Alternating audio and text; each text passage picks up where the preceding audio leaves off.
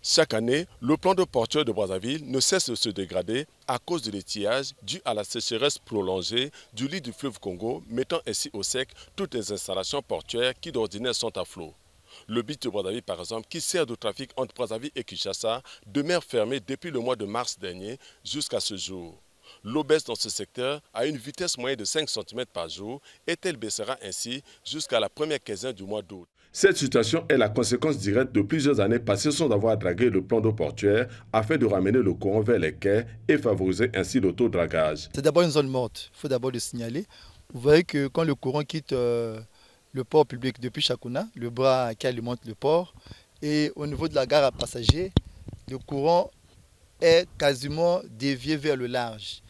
Et la zone portuaire du beach et du CNTF constitue comme une zone morte et avec des faibles courants et donc propice donc à l'engraissement. Le manque de dragage ne fait qu'aggraver la situation.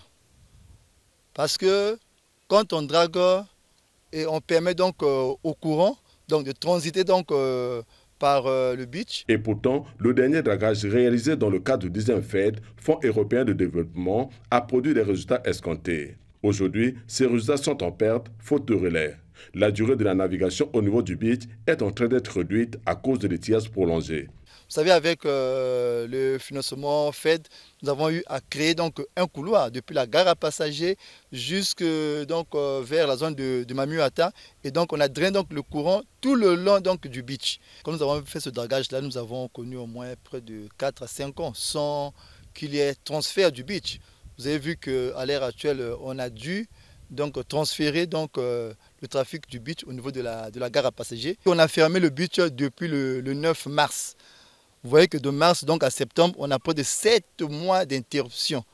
Et donc, c'est à peine 5 mois qu'on peut exploiter donc, la zone du beach. Le dernier dragage date de 2016. 6 ans après, plus rien n'étant encore fait, place le beach dans un état d'abandon total. Tout le plan d'eau s'assèche, laissant ainsi place à un vaste banc de sable qui obstrue tous les canaux d'accès dans le site du beach. Aucun canot rapide à ce jour ne peut encore atteindre le quai.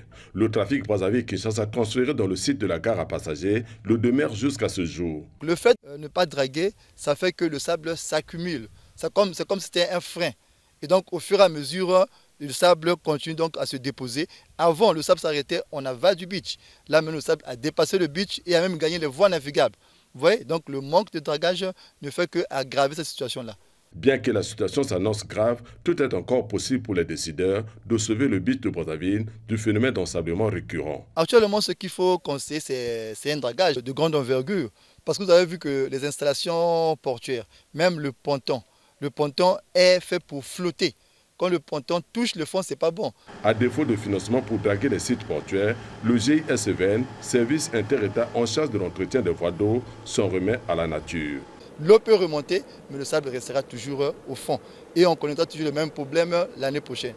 Sauf vraiment une crue exceptionnelle qui va vraiment essayer de dégager une partie du banc de sable. Pour qu'on revienne au beach, nous devons avoir une remontée jusqu'à mi-septembre. Certes que l'eau va remonter à partir de la première quinzaine du mois d'août, cela ne voudrait pas dire que les sites portuaires de Brazzaville sont en fait épargnés du phénomène d'ensablement, car la situation va s'empirer l'année prochaine si aucune opération de dragage n'est effectuée cette année.